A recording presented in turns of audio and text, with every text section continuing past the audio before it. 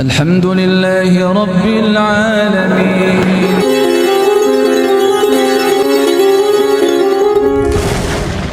Sujud bisa kapan saja, ketika apa saja. Jadi mutlak itu tidak terikat oleh waktu dan tempat. Dimanapun membaca surat sajadah itu bisa bersujud. Nah, termasuk sujud syukur itu adalah termasuk hukum sujud yang mutlak. Itu bisa dilakukan kapan saja ketika kita ingin merasa bersyukur pada Allah Subhanahu wa taala, termasuk kalau bangun tidur.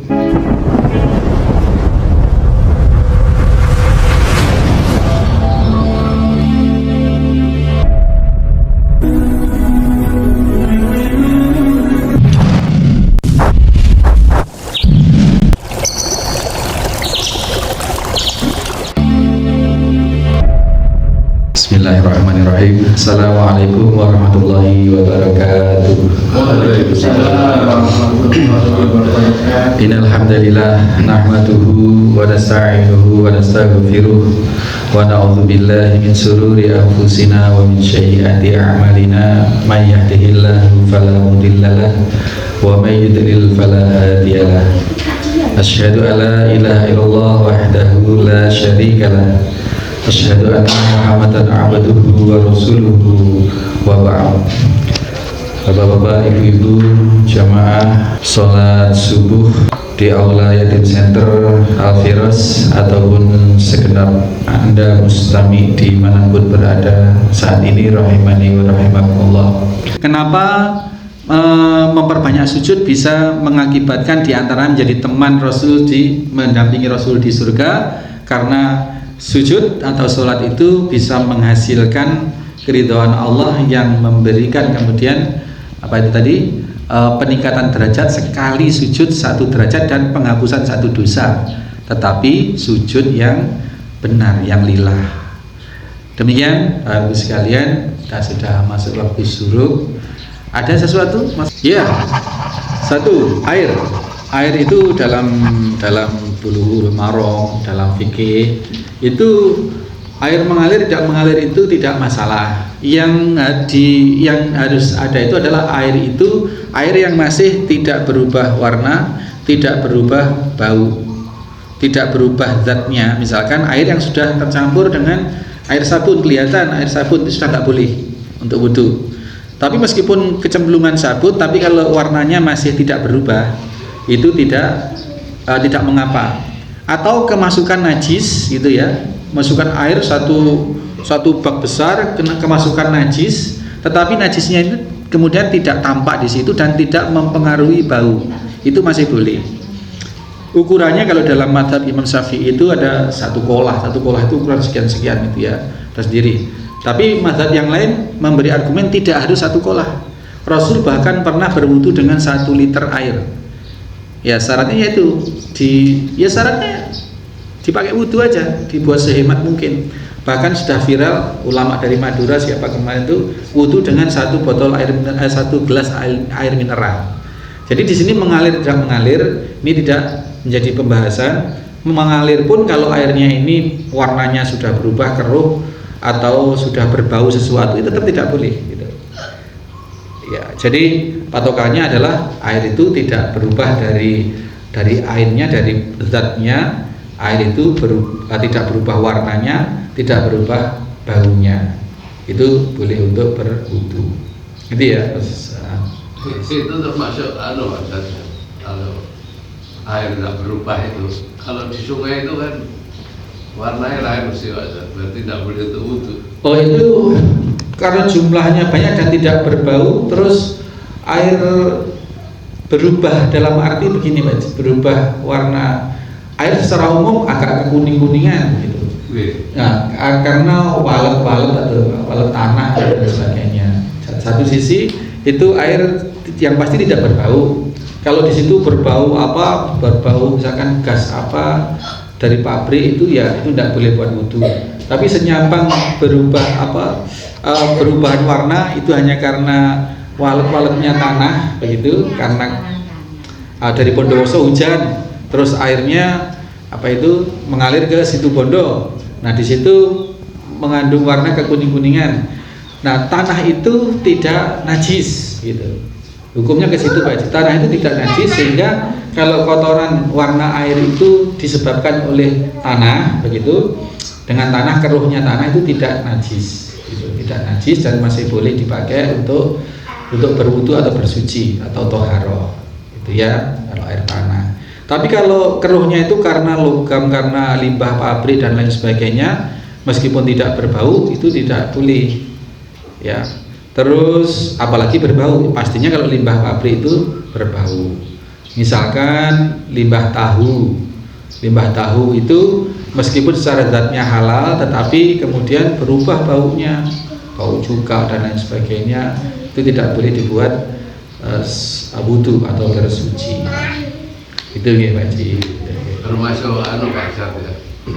Kalau najis itu sebenarnya kita berpakaian,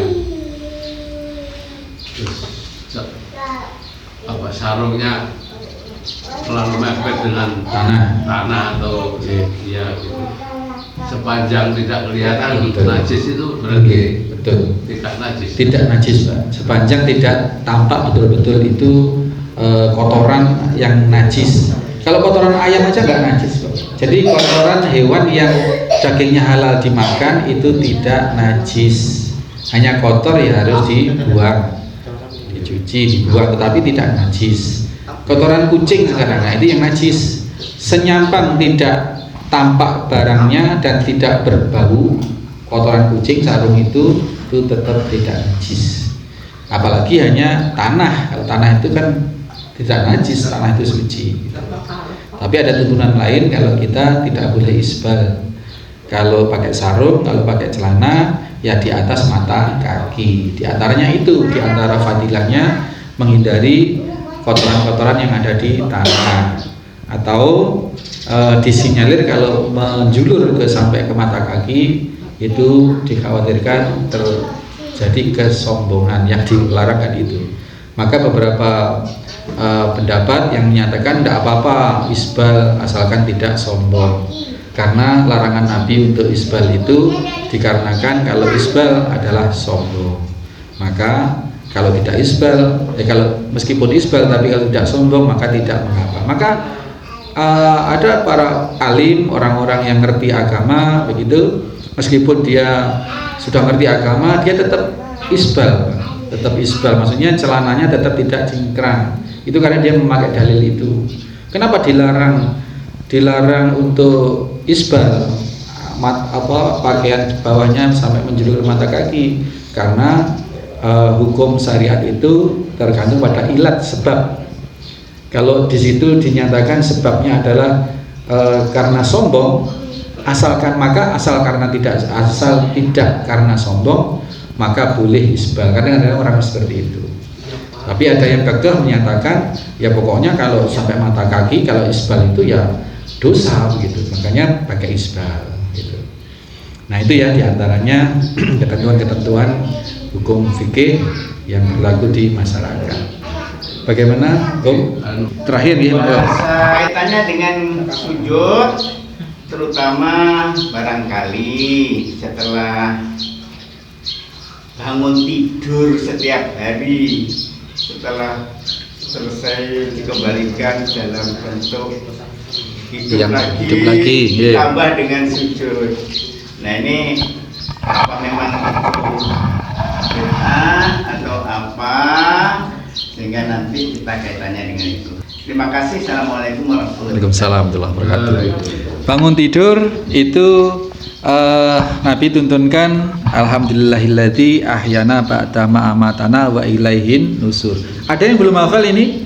Sudah hafal ya? Belum hafal? Oh, sudah.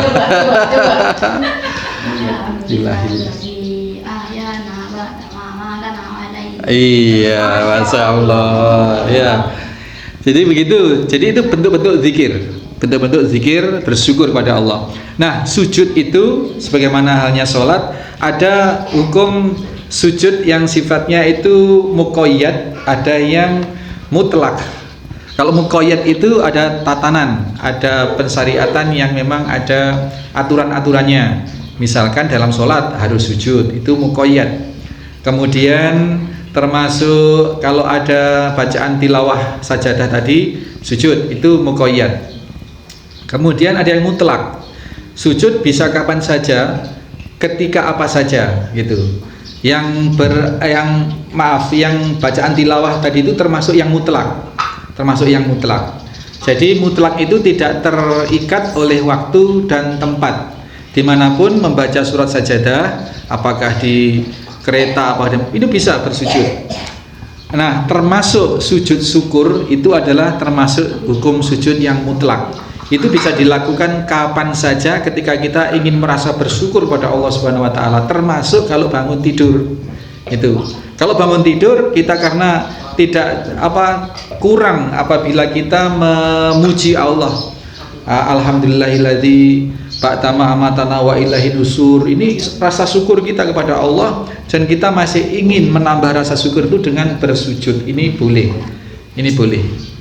Nah, tetapi yang tidak boleh kemudian kalau di formula,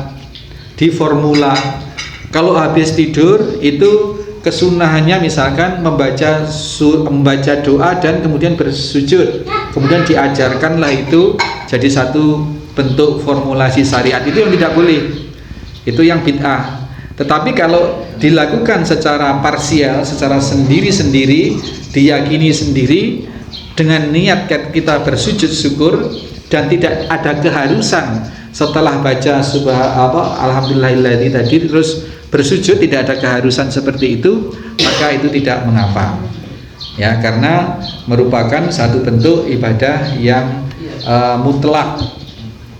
Sholat, sujud itu juga termasuk hal yang terikat oleh muqayyad, oleh peraturan kapan harus sujud, dan di dalam sholat 5 waktu misalkan itu muqayyad. Nah, kalau yang mutlak itu kapan saja, sholat kapan saja. Ada yang disebut dengan zawatul sabab. Zawatul sabab itu perbuatan ibadah yang dilakukan oleh sebab tertentu. Ini tidak terikat oleh keharaman waktu. Misalkan kalau habis subuh sampai syuruk itu tidak boleh sholat, itu haram, tidak ada sholat, kecuali sholat yang zawatul sabab, zawatul asbab. Misalkan habis wudu kemudian sholat syukur wudu, itu boleh. Masuk masjid habis subuh langsung sholat tahiyatul masjid, itu boleh. Atau sholat jenazah ya, habis asar itu kan nggak ada sholat. Asar sampai maghrib itu tidak ada sholat, haram sholat, kecuali sholat yang zawatul asbab. Termasuk tadi habis berwudu sholat boleh meskipun habis asar. Terus kemudian sholat jenazah itu juga boleh gitu. Sujud sekalipun tadi habis tidur boleh sujud syukur. Dan sujud syukur itu kapan saja, di mana saja, ketika kita ingin meluapkan rasa bersyukur kepada Allah dengan bersujud boleh. Dapat berita, dapat lotre sujud Ustaz, wah ini dapat lotrenya yang masalah. Nah, ini jadi kapanpun, intinya kapanpun. Dengar namanya dipanggil nanti mau haji untuk tahun ini, namanya sudah masuk ke dalam antrian berangkat tahun ini, langsung bersujud boleh. Bersujud boleh. Itu termasuk sujud yang apa tadi? Yang zawatul sabab asbab. Sujud yang dikarenakan oleh sebab tertentu. Ngaten nggih, Kang? Kita akhiri.